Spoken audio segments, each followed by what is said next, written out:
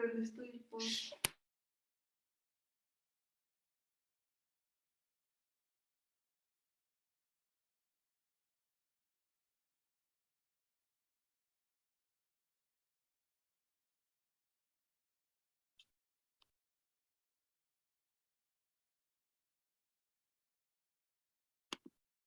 Buenos días.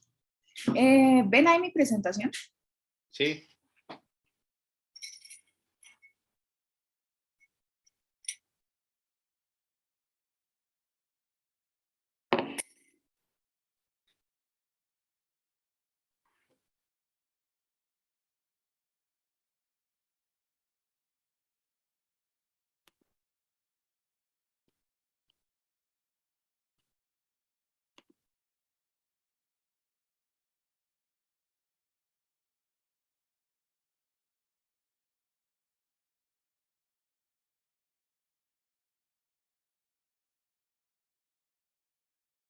Se supone que estoy compartiendo mi pantalla, pero creo que no la ven, ¿verdad? Sí la vemos.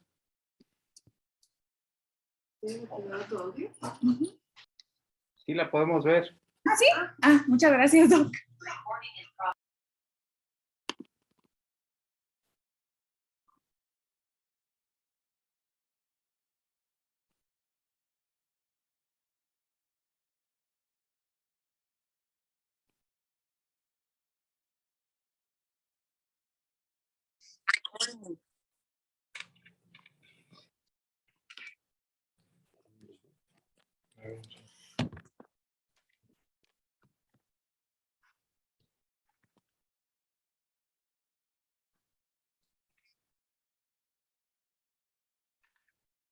Está caminando.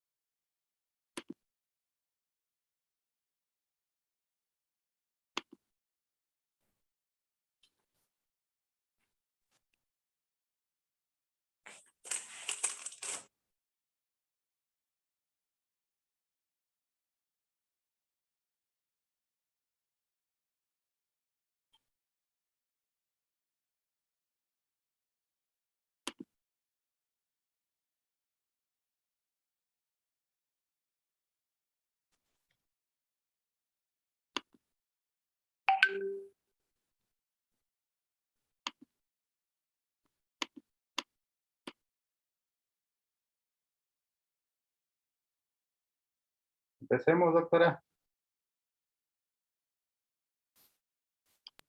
Bueno, ¿me escuchan?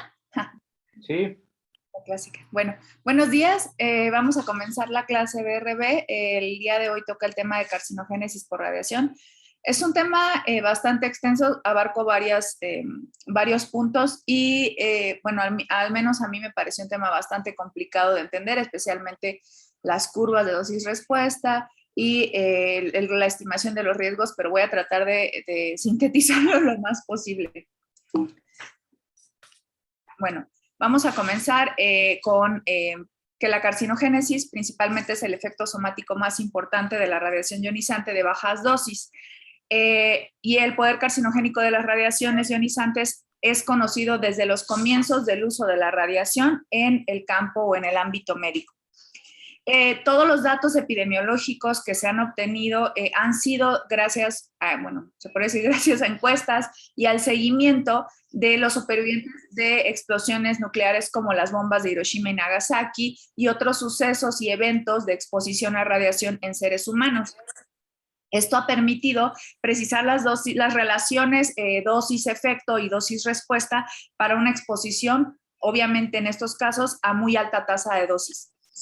Estos estudios, tanto de exposiciones médicas como profesionales y del medio ambiente, han posibilitado que se puedan identificar todos los factores que influencian en la relación dosis-efecto de radiación.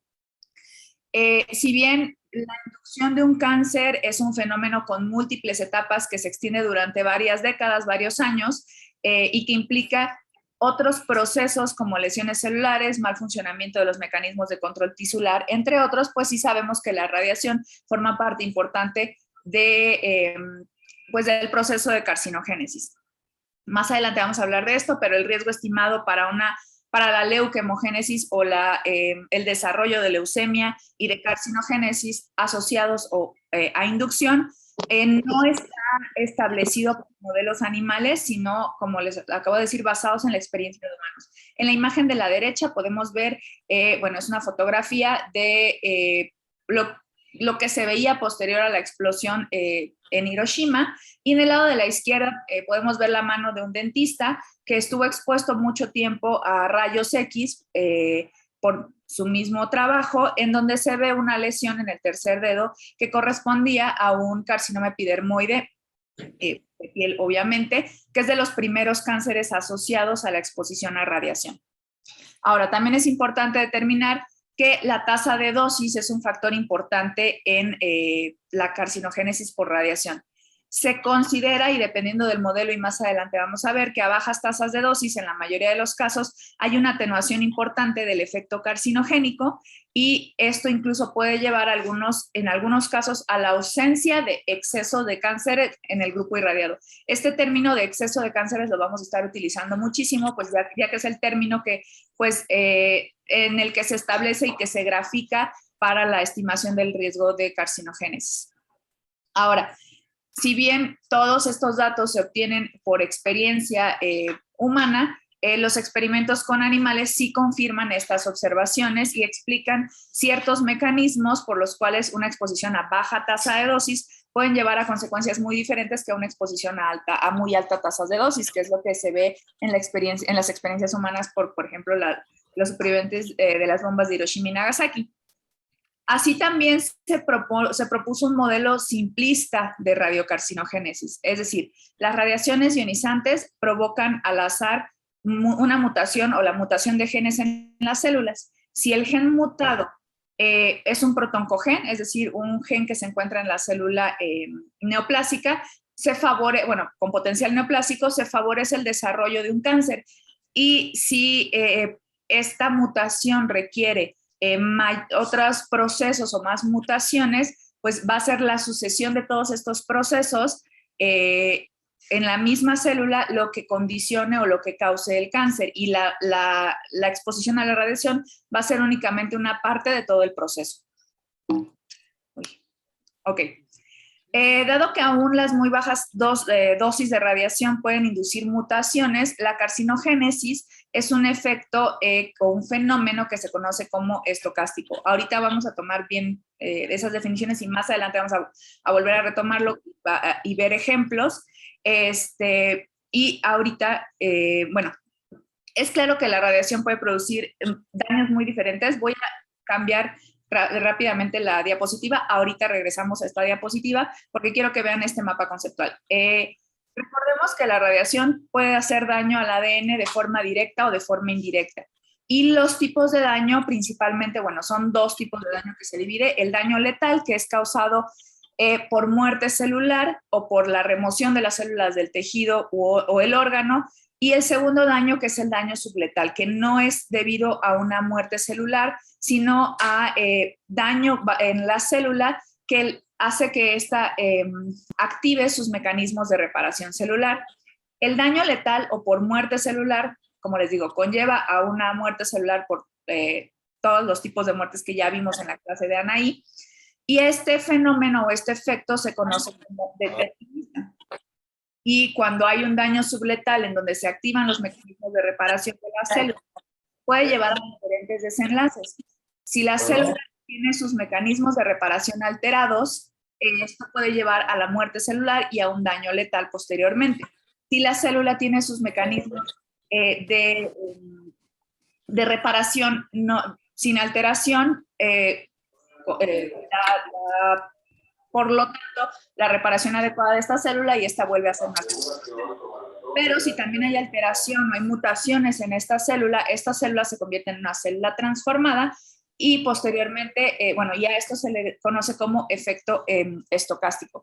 Estas definiciones de efecto determinista y efecto estocástico son definidos principalmente por la Comisión Internacional de Protección Radiológica, que se conoce como ICRP. Ahora, regresando a esto. Entonces, ¿cuáles son los efectos determinísticos? También se conocen como reacciones del tejido. En algunos libros mencionan que ya el término efecto determinístico o determinista ya no se utiliza y más bien se utiliza el de reacción del tejido. En estos efectos no existe un umbral de dosis en el cual no ocurre, como lo vemos aquí en la gráfica, la línea de color verde. El efecto determinista tiene un umbral de dosis.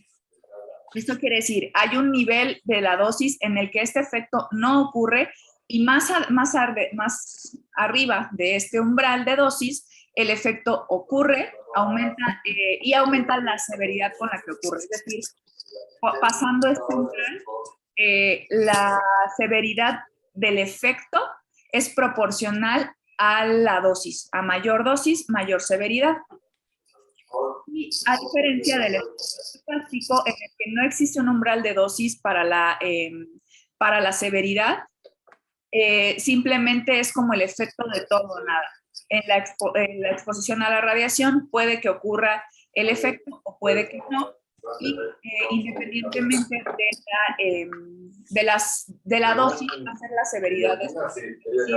A mayor dosis puede que ocurra de la misma severidad que a menor dosis. Y el efecto estocástico por excelencia es la carcinogénesis. El efecto carcinogénico también va a variar en función, como ya habíamos visto, de la dosis, de las tasas de dosis, del volumen irradiado y del tipo de tejido. Y así, para los efectos determinísticos, la curva de dosis-respuesta, que correspondería a esto, tiene una forma sigmoidea, lo que indica que hay un umbral de dosis, y para los efectos estocásticos, la curva se puede decir que es lineal, dependiendo del modelo, o lineal cuadrática, pero no hay un umbral de dosis. Bueno, como ya les dije al inicio, la experiencia con el cáncer, no solo, bueno, más bien con el cáncer radioinducido, se va resumiendo con base en los antecedentes que tenemos por eventos de exposición a altas dosis en humanos. Por ejemplo, en el cáncer de piel y leucemia se vio un aumento en la incidencia en físicos y en ingenieros que eran personas o que son personas que están expuestas a rayos X, y se veía una mayor incidencia antes de que, bueno, cuando trabajaban, cuando no había estándares de protección radiológica bien establecidos, y pues se exponían a lo mismo que actualmente nos exponemos, ¿no? El cáncer de pulmón, hubo un aumento en la incidencia en los mineros que excavaban pechblenda y que a su vez excavaban radio, y en la Segunda Guerra Mundial también se vio un aumento en la incidencia en los mineros que excavaban uranio. También cuando se utilizó dióxido de torio, que es el torotrasto, como medio de contraste, se vio un aumento en la incidencia de tumores hepáticos en estos pacientes. Han habido otros sucesos que también han sido de importancia y que más adelante vamos a ver, como las chicas del radio, y los eventos más recientes o que más se conocen y donde más se han obtenido datos, pues es la exposición, los datos de los supervivientes de las bombas atómicas de Hiroshima y Nagasaki. Ahora, es importante también definir el periodo de latencia, que no es más que el intervalo entre la exposición a la radiación y la aparición de una neoplasia. Y por ejemplo, en este tema generalmente se divide en dos partes los tumores radioinducidos. Están los tumores sólidos y las leucemias. Las leucemias tienen un periodo de latencia relativamente corto. En los pacientes o en los supervivientes de Hiroshima y Nagasaki se vio que una exposición posterior de 5 a 7 años a la radiación comenzaron a presentarse estos casos y hubo una media de 15 años de aparición de leucemia, bueno, entre la exposición y la leucemia, es decir, un periodo de latencia promedio de 15 años. A diferencia de los tumores sólidos que tienen un periodo de latencia más prolongado, que va desde los 10 hasta incluso 60 años o más, y incluso se considera que el exceso de riesgo de aparición de cánceres sólidos posterior a la exposición a radiación podría ser o es más similar al aumento del riesgo de por vida en cualquier persona para presentar cualquier cáncer esporádico. Si bien el concepto del periodo de latencia existe aún y se debe conocer, en algunas bibliografías sí mencionan que este ha sido relativamente reemplazado por una combinación de estas otras dos definiciones, la edad a la exposición y el tiempo desde la exposición. Y con base en estas definiciones se han estimado los riesgos de cáncer radioinducido. Ahora, independientemente de la edad de la exposición, por ejemplo, en los tumores sólidos radioinducidos, estos tienden a presentarse con un periodo más prolongado. Y el claro ejemplo es la aparición de cáncer de mama en una paciente que fue expuesta o que estuvo expuesta a radiación a dicha región en edades tempranas. Esto sugiere, como ya les había mencionado, que aunque la radiación sí puede iniciar el proceso de carcinogénesis en edades jóvenes, es muy probable que se requieran otros pasos o procesos más adelante para el desarrollo del cáncer. Es decir, y ahorita lo vamos a ver, la radiación afecta principalmente en el proceso de carcinogénesis a la iniciación. Y esto es a dónde vamos. Sabemos que se distinguen varias fases en el proceso de carcinogénesis. Esto es independientemente de carcinogénesis radioinducida o carcinogénesis esporádica.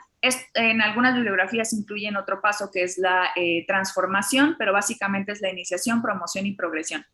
La iniciación corresponde a la inducción de la primera mutación y es ahí cuando la radiación tiene su papel principal, ya sea por medio de un protoncogen o alteración de un gen supresor. Posteriormente, debido a otros procesos, ocurre la promoción y puede haber un tiempo bastante prolongado entre la iniciación y la promoción. Puede aparecer muchísimo tiempo después de la fase de iniciación y es debido a un agente promotor. Por ejemplo, inflamación, la exposición o la irritación debida al consumo de alcohol, la exposición o la presencia de alteraciones hormonales. Y esto va a causar nuevas mutaciones. Y por último, la progresión, que ya básicamente es la multiplicación celular sin una estimulación. Es decir, hay una proliferación o una multiplicación independientemente de que existan o no agentes promotores, ya el proceso aquí ya no puede detenerse. Y también durante este proceso ocurren nuevas alteraciones en el genoma. Ahora, como les decía, la inducción de un cáncer es un fenómeno que tiene múltiples etapas y se extienden por varios años e incluso décadas, e implica otros procesos u otras alteraciones como mal funcionamiento de los mecanismos de control tisular y constituye el riesgo principal de toda radiación. Es decir, la radiación lo que hace es alterar o producir un proceso de iniciación, es decir, la radiación se podría decir que induce la primera mutación y por eso también pueden existir diversos factores para que un cáncer se desarrolle o no secundario a radiación. Entonces, la radiación sí aumenta la incidencia de cánceres, sin modificar la edad a la cual estos aparecen. Es decir, aumenta el número de células iniciadas, pero no tiene un efecto en la promoción. Y esto explicaría el por qué hay un plazo bastante prolongado entre la exposición a la radiación y la emergencia del cáncer, que puede ser de muchos años. Ahora, existen muchos modelos para establecer o para definir la carcinogénesis radioinducida. Se clasifican principalmente por modelos de corto plazo o modelos de largo plazo. Una extrapolación directa de los datos que existen sobre la carcinogénesis a veces no va a ser posible debido a las complejas diferencias entre los conceptos, pero existen estos modelos cuantitativos que pueden de cierta forma extrapolar estos datos. muchos modelos de carcinogénesis que son de corto plazo se enfocan en aquellos procesos que ocurren durante la exposición a la radiación o en periodos cortos posteriores a la exposición a la radiación. La principal ventaja de este tipo de modelos, de estos 4 que vemos aquí principalmente, es que proveen una curva de dosis-respuesta inicial que es bastante detallada para desenlaces que ocurren a corto plazo y que se usan como subrogados para la carcinogénesis, como las mutaciones o las alteraciones cromosómicas. Y en contraste, el otro modelo que lo vamos a ver en la siguiente diapositiva son los modelos de largo plazo que pueden, que estos valoran mecanismos de carcinogénesis en periodos más prolongados a través de la historia de la humanidad. Dentro de las ventajas de estos modelos están, pues, que debido a que hay un periodo más prolongado en el estudio de la exposición a radiación, hay una modulación de la dosis respuesta de radiación durante estos periodos prolongados entre la exposición y la aparición o el diagnóstico del cáncer. Los modelos de corto plazo toman en cuenta una variedad de fenómenos como la tasa de dosis, la inducción y la saturación de ciertas vías de reparación que ocurren durante la exposición a la radiación o posterior a esta, y analizan la inducción de desenlaces a corto plazo como mutaciones, como aberraciones cromosómicas, que como les decía hace rato, pueden ser subrogados del proceso de carcinogénesis. Ahora, estos modelos, principalmente el modelo lineal cuadrático exponencial, que considera que a dosis muy bajas, es decir, menores a 1 Gray, el concepto o la parte cuadrática de este modelo puede infraestimar los datos de, el modelo lineal cuadrático exponencial toma 2 procesos de la carcinogénesis, la iniciación y la inactivación. A dosis muy bajas, este modelo considera que ambas partes, tanto la iniciación como la inactivación, son despreciables y por lo tanto esta curva de dosis-respuesta de exposición a la radiación a dosis bajas es una curva lineal. Y a dosis muy altas, es decir, mayores a 5 grays, la inactivación toma el papel principal y se hace de forma exponencial, pero contrarresta o inhibe la inactivación de la radiación. Por lo tanto, el modelo lineal cuadrático puede infraestimar el riesgo de radiación a altas dosis, a exposiciones a altas dosis, debido a que únicamente pues, describe estos procesos, el de inactivación y el de iniciación. El modelo lineal exponencial, que también es un modelo de corto plazo, asume que las dosis respuestas consisten en un incremento lineal y en un decremento exponencial.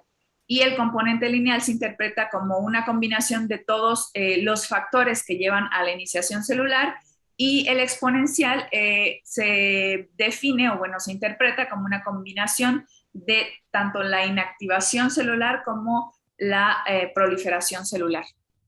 El otro modelo, que es el modelo fenomenológico de dosis meseta, asume que la dosis respuesta va a aumentar de forma lineal a bajas dosis y a altas dosis se va a saturar y pues eventualmente va a llegar a una meseta. Esta meseta puede interpretarse como un balance entre la inactivación y la proliferación que tiende a ocurrir, que tiende a presentar un equilibrio, por lo tanto se interpreta o se grafica como una meseta, ya que la inactivación y la proliferación se cancelan mutuamente. Y la principal diferencia entre el modelo fenomenológico y el modelo lineal es que el modelo fenomenológico predice un riesgo sustancial de carcinogénesis por radiación, incluso a dosis muy altas, a diferencia del modelo lineal, que solo considera las dosis muy bajas. El otro modelo a corto plazo es el modelo de iniciación, inactivación, promoción, que es básicamente un modelo determinista, pero presenta o realiza una aproximación para el efecto estocástico de todas las células iniciadas y únicamente las células normales participan dentro de en la repoblación celular. Ahora, dentro de los modelos a largo plazo, se incluyen modelos matemáticos para la definición o para la carcinogénesis radioinducida. Se basan en el concepto de que el cáncer se origina de una célula somática objetivo cuyo linaje ha acumulado alteraciones relevantes severas que desencadenan posteriormente la carcinogénesis. Y una vez que esta célula ha acumulado todas las mutaciones necesarias, tiene una transformación completamente maligna y puede de forma subsecuente desarrollar el cáncer. El modelo, ese modelo, o lo que les acabo de explicar es el modelo multietapa sin expansión clonal. El modelo de 2 etapas con expansión clonal se basa en el paradigma que ya habíamos establecido de iniciación, promoción, transformación y progresión, y además en el concepto de two hit o de 2 golpes para el desarrollo del cáncer, para describir los datos de cáncer esporádico y los factores heredables. Este modelo, el modelo de 2 etapas con expansión clonal, define o más bien asume que una célula madre que ha adquirido una mutación única relevante crece de forma progresiva o tiene cierta ventaja de supervivencia con respecto a las células normales, y con el tiempo esta ventaja que tiene esta célula lleva a una expansión clonal de la célula premaligna mutada. Cuando cualquier célula de la clona adquiere una segunda mutación oncogénica, esta se vuelve completamente maligna y se desarrolla un cáncer. También, por ejemplo, en el modelo multi-step o de múltiples etapas, multistage, perdón, con inestabilidad genómica, el término de inestabilidad genómica es un término que se utiliza mucho en el proceso de carcinogénesis, y existen muchos modelos, no solo este, que se enfocan en la inestabilidad genómica. Típicamente, especialmente en este modelo, pues se agrega el concepto de inestabilidad genómica al concepto de multietapas, que representa una extensión de los modelos que ya les expliqué. Entonces, las células en cada etapa se pueden expandir expandirse clonalmente por un proceso estocástico de muertes celulares y de iniciaciones, como en el primer modelo de multietapa sin expansión clonal. Ok. Para la estimación del riesgo existen también muchísimos modelos y existen diversos pasos. Ha sido desarrollado por varios comités e incluso por la Comisión Internacional de Protección Radiológica, y esto se desarrolló la evaluación y la estimación del riesgo con fines preventivos en poblaciones que estamos expuestas a radiación ionizante. A grandes rasgos existen 2 modelos que son conceptualmente diferentes, el de riesgo absoluto y el de riesgo relativo. El modelo de riesgo absoluto asume que la radiación va a inducir una cosecha de cáncer a través y por encima de la incidencia natural, y que no está relacionado con ella. Y el modelo de riesgo relativo asume que el efecto de la radiación únicamente es aumentar la incidencia natural a cualquier edad, secundario a la exposición a cierto factor dado. Debido a que la incidencia natural del cáncer esporádico sí aumenta significativamente con la edad, el modelo de riesgo relativo sí predice un gran número de cánceres radioinducidos en edades avanzadas. Ahora, hay otro modelo que se derivó del modelo de riesgo relativo, que está como que más aceptado por comités como el Comité de Efectos Biológicos de Radiación Ionizante, que por sus siglas es BEIR, que probablemente ya lo han visto por ahí. Y para la evaluación del riesgo, que especialmente se tomaron los datos de los supervivientes de las bombas de Hiroshima y Nagasaki, y es el modelo de riesgo relativo tiempo dependiente, en el cual asume que el exceso de la incidencia de cáncer es en función de la dosis y del cuadrado de la dosis, de la edad de la exposición y del tiempo desde la exposición. Y en algunos tumores, como por ejemplo el cáncer de mama, también se agrega otra variable como es el género. Ahora, en general el riesgo de estimación el método de estimación de riesgo de por vida de cáncer consta de estos 4 pasos, que consiste en el cálculo de la dosis equivalente media para los órganos, Posteriormente, como lo hemos visto en las clases de física, esta dosis equivalente se multiplica por un factor de ponderación que va a depender del tejido y que puede variar desde 0.01 para la piel o 0.12 para el pulmón y corazón. Y posteriormente, o sea, se tiene que multiplicar cada dosis equivalente por cada factor de ponderación del tejido y sumar todas estas dosis medias ponderadas para los órganos de riesgo para obtener una dosis eficaz. Esta dosis eficaz se multiplica por el factor de riesgo apropiado, que puede variar de 4 hasta un 10%, dependiendo de la edad y la tasa de dosis de exposición. Bueno, hablando ya de métodos, bueno, este es como la estimación del riesgo de por vida, pero para tratar de estimar el riesgo de cáncer radioinducido se han realizado modelos que intentan extrapolar los datos que ya conocemos para estimar el riesgo, válgase la redundancia. Estos 3 métodos son el modelo lineal sin umbral, el modelo de umbral y el de hormesis, o los métodos. El primero, el LNT o el modelo lineal sin umbral, era utilizado, era el modelo o el método más aceptado previamente, ya que se había mantenido la hipótesis de que la radiación siempre es perjudicial para el ser humano, incluso a dosis mínimas, lo que dio el origen a este modelo. Este modelo en sí asume que las dosis de radiación mayores a 0, es decir, por mínimo que sea de exposición a radiación, van a aumentar el riesgo de excesos de cánceres o de enfermedades heredables de una forma. Y lo podemos ver en la gráfica. Es una gráfica completamente lineal, en donde a partir de donde hay exposición a radiación, el riesgo se ve incrementado. Si bien este era lo más aceptado, y este modelo asume que aún las bajas dosis de radiación pueden causar daño genético, se basaba en los datos que ya conocemos de los supervivientes de las bombas de Hiroshima y Nagasaki. Ahora, este modelo ya en los últimos años, con toda la información que tenemos, pues ha sido todavía más cuestionado y han surgido otros modelos en donde incluso se considera que la radiación a dosis bajas es beneficiosa. Y ahorita lo vamos a ver, que sería el de hormesis. El modelo de umbral básicamente sugiere que por debajo de ciertos límites de exposición no hay un riesgo observable de cáncer por radiación. Y como podemos ver en la gráfica, ciertos niveles de bajas dosis de exposición no existiría un riesgo de un cáncer radioinducido.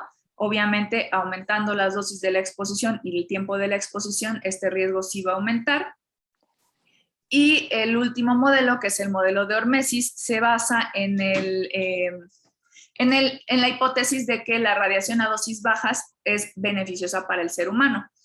Es más bien, es como definido como una respuesta bifásica en el que ciertos agentes, en este caso la radiación, afectan o benefician a los seres vivos. Es decir, dosis bajas de radiación, como se ve en la gráfica, dosis bajas, incluso la exposición disminuye o desaparece y puede ser beneficiosa o producir efectos favorables en el ser humano, y ya dosis altas producen efectos adversos. Este término, el término hormesis, que en griego significa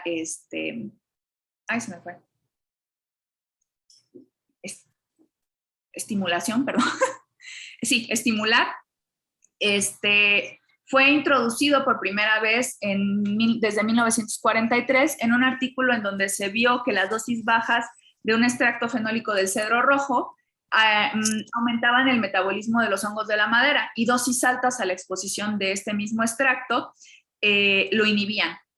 Por lo tanto, la hormesis por radiación sería un mecanismo de compensación frente a una alteración en la homeostasis ocasionada por la radiación, pero también un estímulo para que aparezcan los mecanismos de reparación frente a los daños que no son inducidos por la radiación.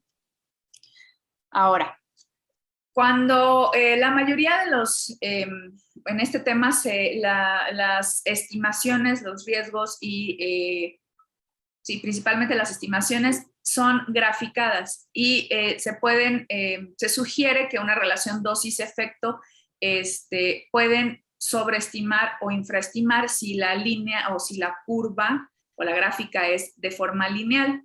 Por lo tanto, existen diferentes como graficaciones para la estimación del riesgo en carcinogénesis. Una relación,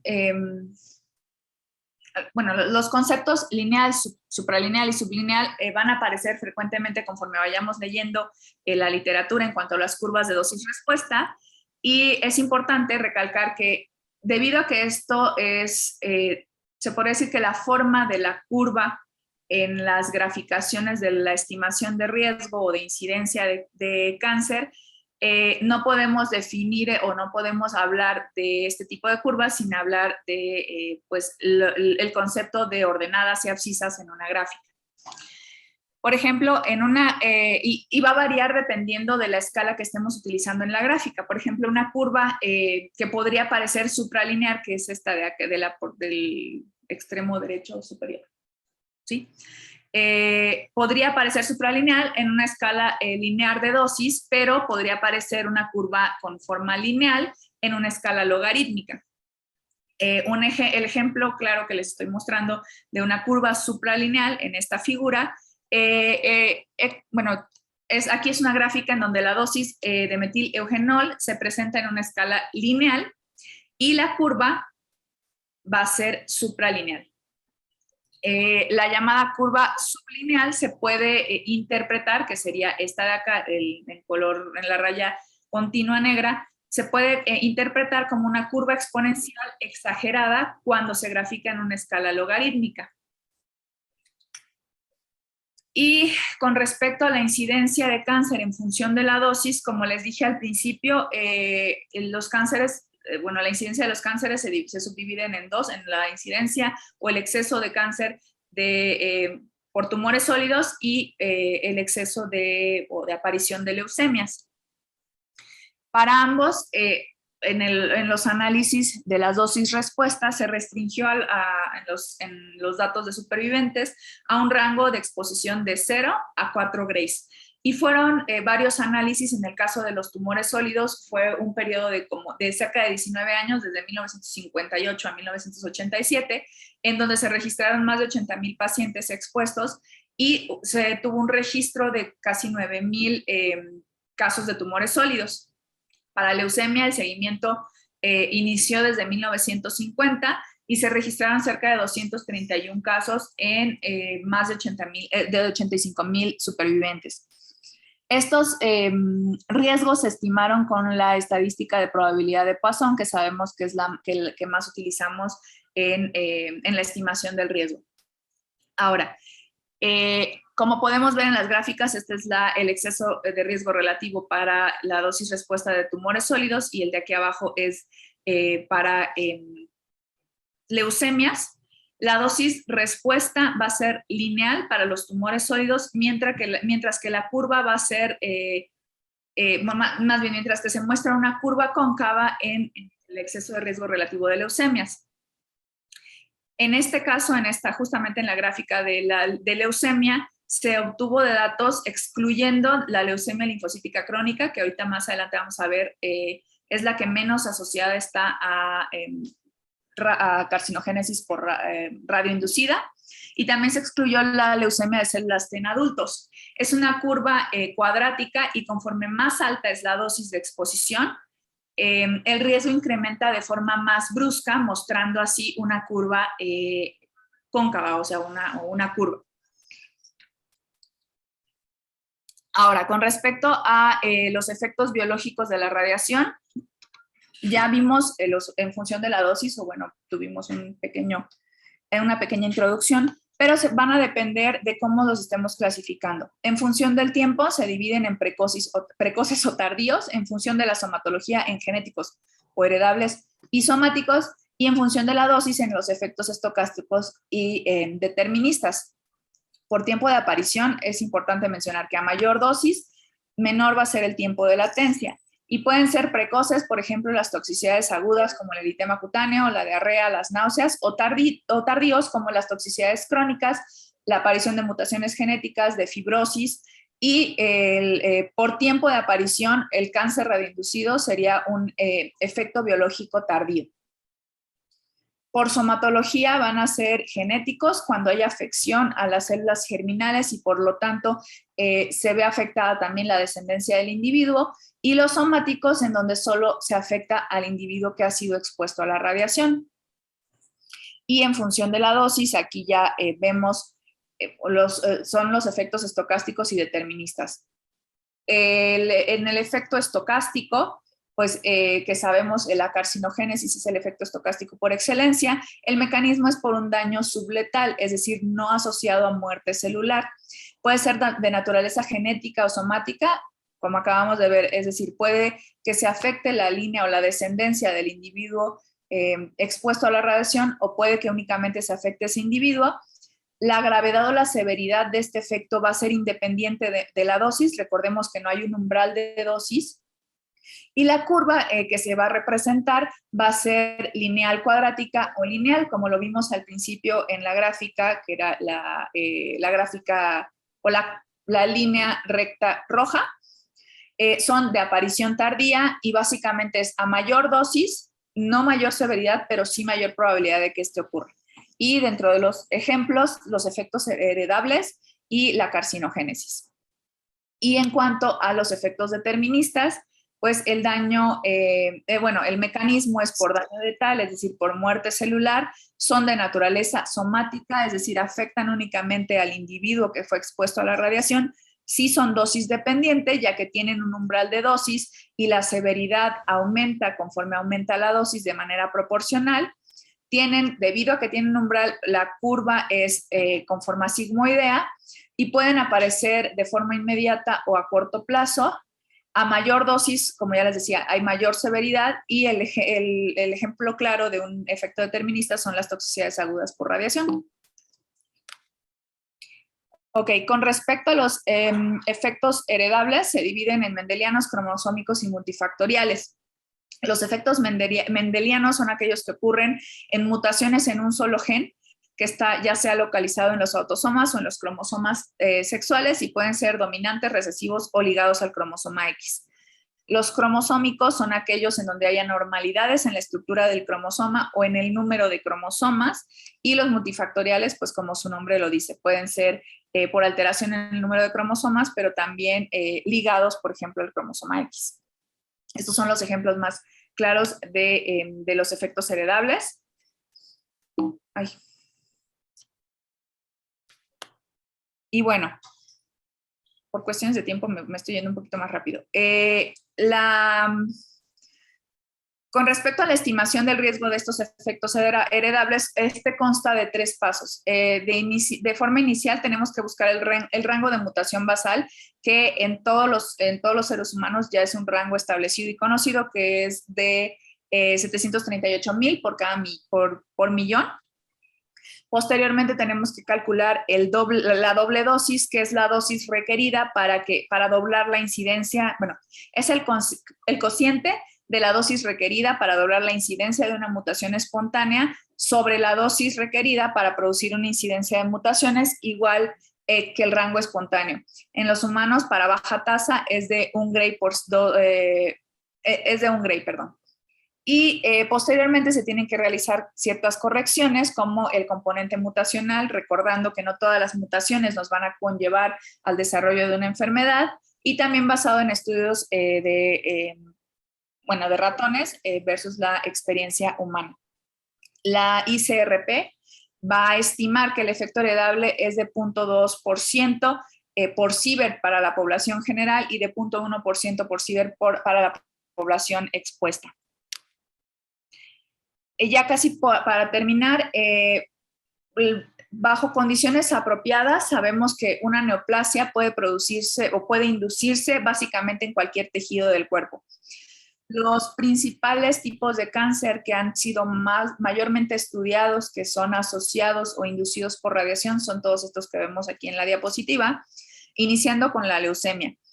Como les dije hace rato, dentro de las curvas de incidencia del exceso de riesgo relativo de cáncer, no se incluía la leucemia linfocítica crónica, ya que esta, al parecer, no es un tipo de tumor radiogénico, es decir, no está asociada a la exposición a la radiación. Sin embargo, en la leucemia mieloide aguda y en la leucemia mieloide crónica sí se ha visto que se asocia a la exposición a la radiación. Las dos principales poblaciones de donde se estimaron estas incidencias son, nuevamente, los supervivientes de los ataques de Hiroshima y Nagasaki y los pacientes que fueron tratados para espondilitis anquilosante. La leucemia, como les dije también hace rato, fue la primera neoplasia maligna asociada a la exposición a radiación y tiene el riesgo relativo más alto que cualquier malignidad. El riesgo de la leucemia va a aumentar con una dosis de hasta 3 Sieverts. Para el cáncer de tiroides, sabemos que al menos en niños la tiroides es un órgano altamente radiosensible. La mayoría de los datos que tenemos de carcinoma de tiroides son en los supervivientes de Hiroshima y Nagasaki, residentes de Islas Marshall que se tuvieron contaminación por yodo 131 al ingerirlo, y en los estudios que tenemos de niños que se tratan por enfermedades como tinea capitis, como por otros tipos de cáncer que posteriormente a edades adultas desarrollan cáncer de tiroides. Algo muy importante que hay que determinar, que el cáncer de tiroides radioinducido usualmente es de subtipo histológico bien diferenciado y por lo tanto puede llevarse a tratamientos, se puede decir curativos, ya sea con resección o con yodo radioactivo. Se estima que tiene una tasa de mortalidad del 5% para el carcinoma de tiroides radioinducido. Otra población de donde también se estimó la incidencia de carcinoma de tiroides fue en el resultado del accidente de Chernobyl y los que ya les comenté. Para el cáncer de mama, nuevamente Hiroshima y Nagasaki es de los principales de donde se obtuvieron datos, y también este caso del Sanatorio de Nueva Escocia, en donde muchas mujeres fueron tratadas para neumotórax asociado a tuberculosis, y se les llevaron a cabo múltiples fluoroscopías. Había pacientes a las que se llevaban desde más de 100 fluoroscopías, e incluso hay reportes que incluyen más de 500 fluoroscopías. Hay hasta reporte de que 3 pacientes presentaron radiodermitis por la exposición a la radiación, y por lo tanto también hubo un aumento en la incidencia de cáncer de mama. Se estima que la dosis que se dio al tejido mamario en estas pacientes pudo haber sido desde 0.04 hasta 0.2 Grays. También en otras poblaciones fueron mujeres que fueron tratadas por mastitis posparto y que recibían desde 1 hasta 6 Grays por otras condiciones benignas. Esos libros me compré. Ah, bueno. Ya. Pero no le compré cafés rojos, porque no me acordé de los El cáncer de pulmón, como sabemos, pues la radiación es nada más una de la larga lista de carcinógenos. El cigarro, la exposición a asbesto, las sales de cromo, al gas mostaza, entre otros. Sin embargo, el aumento de riesgo del cáncer de pulmón se estimó en pacientes, los supervivientes de Hiroshima y Nagasaki, y al igual que la leucemia, en los pacientes que fueron tratados para espondilitis anquilosante con radiación, y en el caso de mineros expuestos a radón. Para osteosarcomas y cáncer en general óseo, existe evidencia, por datos de niños que fueron tratados para tinea capitis, para pacientes tratados por espondilitis anquilosante, y lo que les mencioné muy al inicio de la clase, las chicas del radio. Las chicas del radio fueron un grupo de mujeres que se dedicaban a pintar relojes de mano de pared con pintura luminosa que tenía radio, y la exposición que se dio en estas pacientes fue por ingestión directa, es decir, ellas cuando pintaban, lamían las brochas que contenían la pintura con radio y se vio un riesgo incrementado tanto en la incidencia de sarcomas, de carcinomas epiteliales, principalmente de senos paranasales y de nasofaringe. Y ninguno de estos cánceres ocurrió a dosis menores a 5 Gray, es decir, la exposición fue a altas dosis. Y más allá de las de 5 Grays de exposición, sí hubo una mayor incidencia de sarcomas. Para el cáncer de piel, bueno, sabemos, y como vimos al principio con una de las primeras imágenes que les mostré, pues fue la primera neoplasia atribuida a la exposición a rayos X, especialmente el subtipo epidermoide, que se reportó desde 1912. O sea, tenemos reportes desde básicamente cuando empezaron a utilizarse los rayos X, o bueno, poquito tiempo después. Y también en la histología vasocelular se observa frecuentemente y ocasionalmente también hay otros subtipos histológicos como sarcomas de tejidos subcutáneos que han sido observados obviamente, principalmente en pacientes con exposición directa a radiaciones. Vamos a dar inicio con las preguntas Astro. Ok, ¿cuál de las siguientes afecciones tratadas con radiación se asocia a una mayor incidencia de leucemia? Cáncer de mama, espondilitis anquilosante, cáncer de cervix, tumores cerebrales o timo agrandado.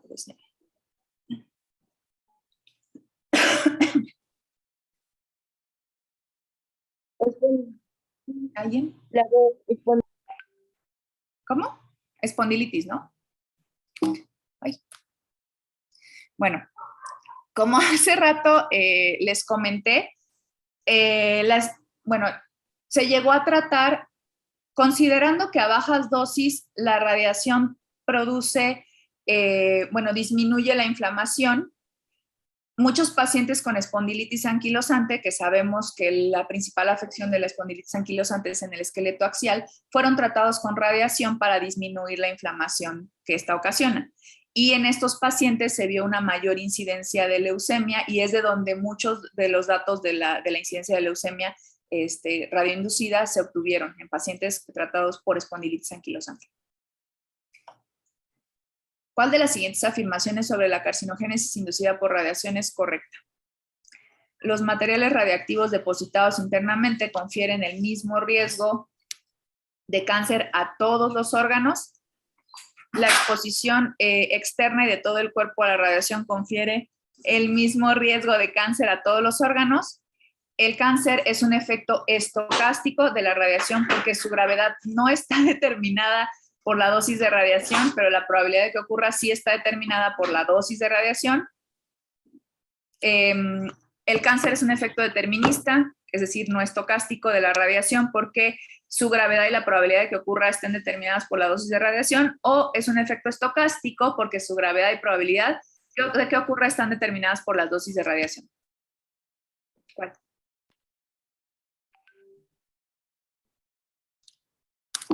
Bueno, en vista del éxito no obtenido, bueno. C y E no, ¿por qué? Porque la definición de efecto estocástico no es la E. Y como sabemos, el efecto estocástico por excelencia es la carcinogénesis por radiación. Recordemos que en los efectos estocásticos no hay un umbral de dosis, es decir, a mayor dosis no hay mayor severidad, pero sí la probabilidad de que esta ocurra sí es por la dosis. ¿Cuál de los siguientes tumores no se considera altamente radiogénico? Es decir, inducido por radiación. Mama, leucemia, tiroides, cervix, vejiga. Cervix. Eso. Bueno, sí, escuchaste, ¿no? Bueno. Ok, cervix. Sí se ha estudiado en las poblaciones el cáncer de mama radioinducido, la leucemia es la principal neoplasia estudiada secundaria de radiación, tiroides y vejiga. Sin embargo, como sabemos, dentro de la fisiopatología del desarrollo del cáncer de cervix, está más bien la exposición a la infección por VPH, por lo que no se considera un cáncer altamente radiogénico. Se estima que la probabilidad de un trastorno hereditario en la primera generación de padres expuestos a la radiación es aproximadamente de 0.002 por ciber. Ese es el estimado. ¿Cuál de los siguientes es un ejemplo de un efecto estocástico de exposición a altas dosis de radiación? Retraso mental secundario, exposición del feto in útero, mucositis aguda, desarrollo de un cáncer de mama 20 años posteriores a la exposición a radiación en la adolescencia, toxicidad cardíaca o cataratas. Sí. Bueno, recordemos que generalmente los efectos estocásticos pues son efectos tardíos y las toxicidades principalmente se considerarían efectos deterministas. ¿Cuál de los siguientes enunciados es correcto? Los cánceres radioinducidos en humanos secundarios a exposición a dosis bajas de radiación corporal total.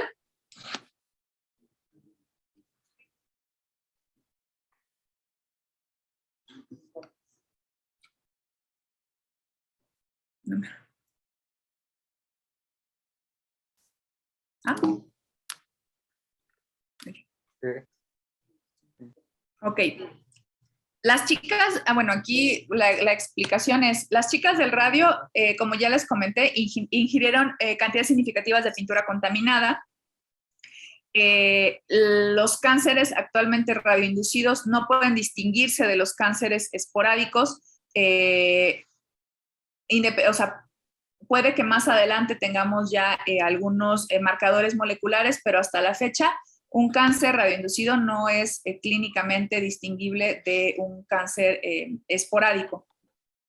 El consenso actual de organizaciones de protección radiológica es que la curva de dosis respuesta más apropiada es aquella que incrementa de forma lineal sin un umbral de dosis.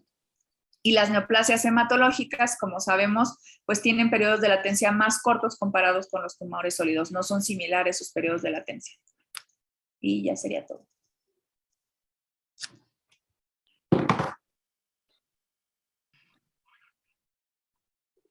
Pues estuvo muy bien su clase, doctora. Gracias. Todos cuando entramos a la especialidad, creo que no identificamos los riesgos que conlleva nuestros tratamientos. Entonces, ¿ustedes están seguros de que un medicamento ingerido por vía oral o por vía intravenosa son inocuos para los pacientes? ¿O que una cirugía, depende de qué cirujano lo haga, si lo hace un residente, va a tener riesgos de complicaciones? Víctor, ¿qué es un riesgo relativo? Pues es un riesgo, sobre todo que vemos cuando se analiza en los estudios que son de casos y controles. En los estudios de corte tenemos un riesgo relativo y, por ejemplo, en casos y controles podemos obtener un riesgo por odds, o sea, un odds ratio que es diferente. O sea, es el riesgo de tener el número de veces el efecto. Es un cociente, un grupo con un factor de riesgo, de exposición, entre el grupo sin la exposición al factor de riesgo. Y de ahí sale el riesgo relativo. Entonces, en todos los consentimientos informados que hagan, ¿cuál es el riesgo de sus tratamientos? Por ahí lo encontré en uno de los 3 libros que vi en este tema, y es el que menos del 1%. ¿Cuál riesgo deben anotar en sus consentimientos informados? Carcinogénesis. Eso no lo pueden ustedes manipular ni evitar. Entonces, viene no sé si lo identificaron, ya he leído de varias veces anteriormente, pero una reacción tisular ahora es el término que se le está dando a un efecto determinista. ¿Qué quiere decir efecto determinista? Hay muerte celular. Entonces, ¿qué va a pasar? Llegó al consultorio el otro día una paciente con una dermatitis en la fosa renal derecha y anatómicamente se observaba ahí que estaba todo el riñón dentro de la zona radial. Verifiqué los campos de tratamiento y efectivamente casi un 90% del riñón estaba dentro de los campos que se radiaron. ¿Ahí qué efecto va a tener el paciente? ¿Estocástico o determinista?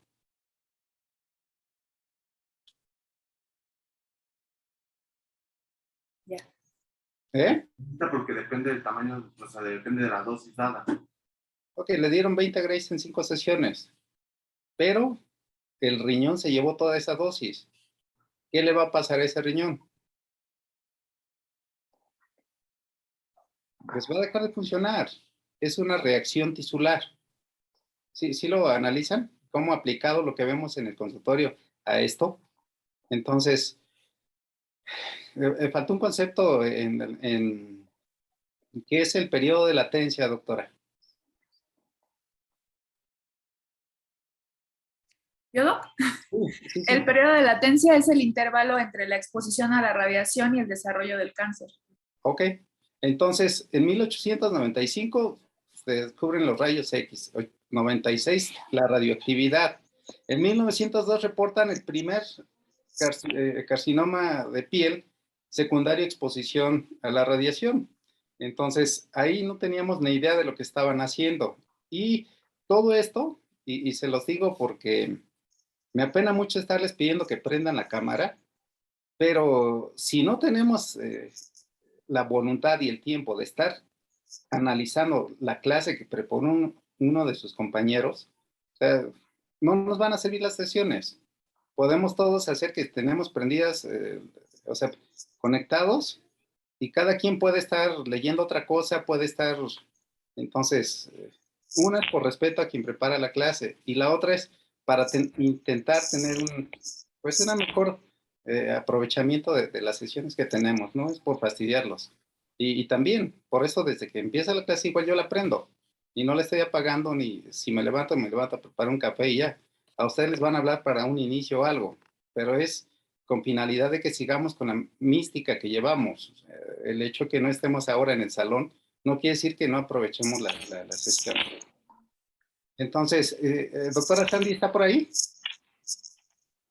Sí, doctor, la activo. Ok, la doctora les va a aplicar unas preguntas igual. Traten de contestarlas, están bien sencillas, pero es en base a la sesión que tuvieron. Entonces, ¿Dejo de compartir mi pantalla, Doc? doctora, Como prefieras, no es necesario, creo que sí se ve, ¿no? seguimos viendo la sesión de la doctora.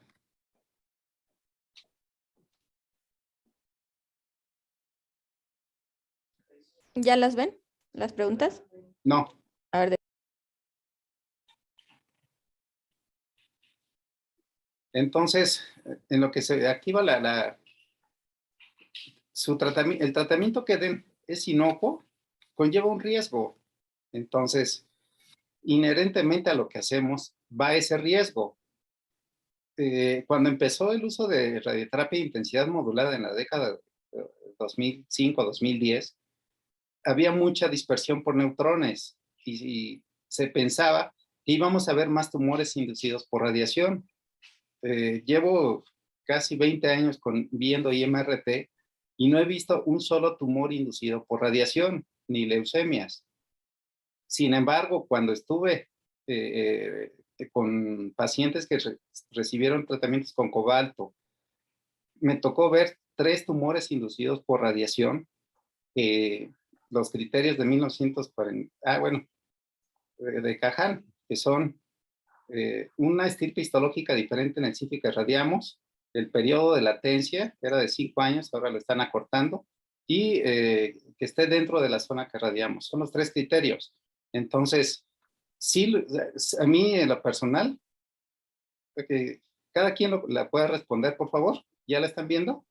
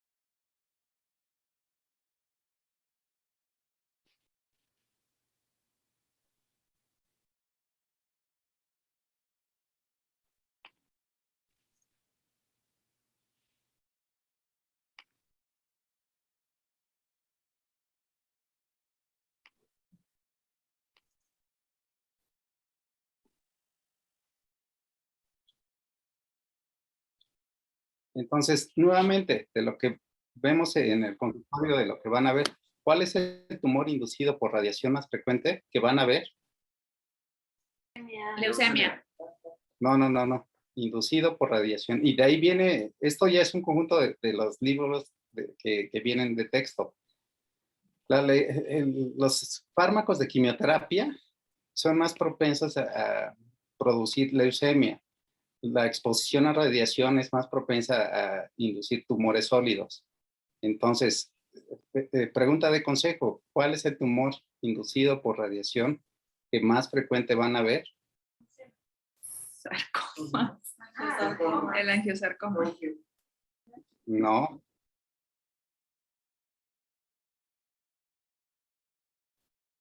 Y así viene en los textos. Acuérdense, meningioma. El meningioma es el que está más directamente asociado con exposición a radiación. Cuando se hable de radioterapia, ahí sí, los sarcomas quizás son el tipo más frecuente, pero los meningiomas son los que están más frecuentemente relacionados. Entonces, el famoso periodo de latencia, ¿cuándo empezaron a alertarse por estos tumores que se veían en los pacientes o en las personas sometidas a radiación? Y esto es lo mismo. Si ustedes tienen orden en sus notas, si tienen orden en la captura de datos, pues van a poder publicar más fácil. Entonces, hasta 1930, por ahí es que empieza el Sistema Internacional de Unidades. Ya nos hizo una semblanza bastante detallada la doctora María de cómo se fueron dando cuenta de que la exposición a radiación no era inocua. ¿Alguien de ustedes ya rotó por pediatría? ¿No? Ok, ahora que roten los R3, van a observar que ayer platicábamos en el consultorio, radioterapia craneal profiláctica en los 60 fue el complemento ideal para el tratamiento de leucemia linfoblástica aguda. Sin embargo, ahora tienen que rebatirlo.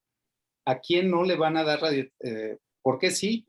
Más bien defiendan por no dar radioterapia craneal profiláctica, salvo que sea de riesgo excesivamente alto, ok, consideren darla, pero siempre, y es una de las preguntas que contestaron ahorita, ¿cuál es el factor de riesgo más importante para carcinogénesis? La edad. Entonces, los niños van a tener mayor tiempo, periodo de latencia, para que desarrollen un segundo primario. Por eso es que en los protocolos pediátricos, cada vez la radiación está o disminuyendo las dosis o quitándola ya del manejo de muchos tumores. Se le está dando paso principalmente a nuevos fármacos. La quimio igual induce leucemias. Entonces, ahora está empezando el uso de inmunoterapia también en niños. No sabemos si esto vaya a traer consecuencias o no, pero las tres pilares del manejo del cáncer tienen riesgos y nosotros, desafortunadamente, es un riesgo que no vamos a poder manipular. Radiación recibida por un paciente ya no la pueden modificar. El otro día nos ocurrió un incidente. Un paciente, en lugar de radiarle la cabeza, le radian el abdomen, ya le dejaron un periodo de latencia. Si es un paciente joven que va a salir adelante y en años después, por un efecto estocástico, desarrolla un segundo primario, no, el mensaje es no lo tomen a la ligera. Y nuevamente, los errores más grandes los vamos a ver por errores en las cosas más sencillas. Eso siempre se lo repito. Ojalá y tomen conciencia de lo que es requisitar una hoja amarilla en orden con todos los datos, desde el expediente, desde zona radiar, desde dosis. Todo eso va a disminuir el riesgo de tener un incidente por radiación. Igual apenas en un hospital sucedió, estaban dos pacientes encamadas, bajan a una que no se iba a radiar, pero que sí se iba a radiar al día siguiente. Entonces se armó un relajo, están por cesar a enfermería, que fue quien tuvo el error. Entonces, no tomen tan a la ligera lo que hacen con sus tratamientos día con día. Y siempre analizar riesgo-beneficio. Si es más el riesgo que la ayuda que van a dar, adelante. Sin embargo, si está cuestionable, lean ustedes hace 2 décadas, radioterapia adyuvante en cáncer renal, era el estándar. Vean ustedes ahora qué indicaciones hay para radiar cáncer de riñón en tratamiento adyuvante. O sea, todo esto va cambiando por lo que estamos analizando. Si la ayuda que van a dar es indiscutible, adelante. O sea, y siempre, se los repito hasta el cansancio, consentimiento informado. El día de mañana bien requisitado ese consentimiento. No por, ahorita son residentes y a lo mejor fastidiados de hacer la hoja amarilla todos los días. Cuando ya estén en su práctica y no tengan el consentimiento y la de malas, le pasa algo a un paciente y los meten a un juicio, ahí es cuando se van a dar cuenta de que todo esto, o sea, tiene un porqué y no es tan a la ligera. Entonces, riesgo de carcinogénesis menor del 1%, ahí viene, parece que es en el hall, y anotarlo en todos sus consentimientos informados. Respecto a la historia, ya repasamos todo eso. Entonces, algún comentario de esta sesión que cada vez que lo leo me vuelve a apasionar, pero no sé si alguien tenga alguna duda, algún comentario. ¿Qué les pareció el tema?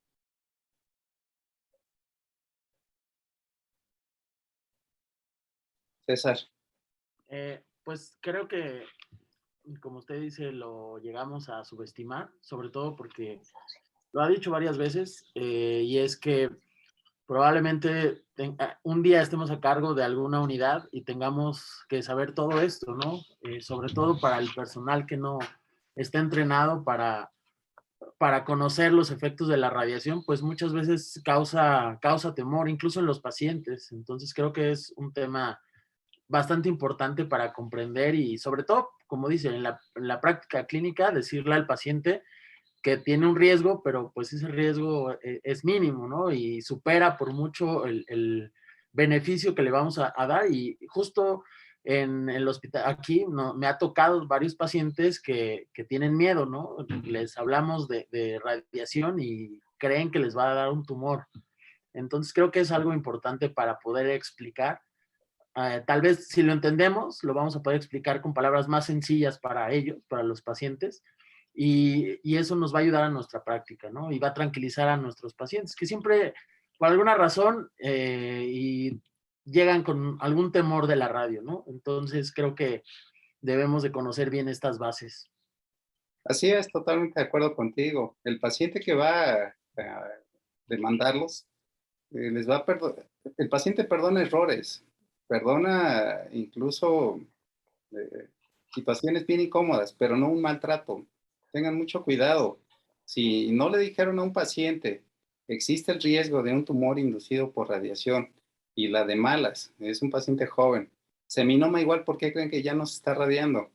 Pues por la edad de los pacientes es un periodo de latencia muy largo, que pueden tener 50, 60 años, y ahí pueden tener un efecto estocástico tardío y provocar un tumor inducido por radiación.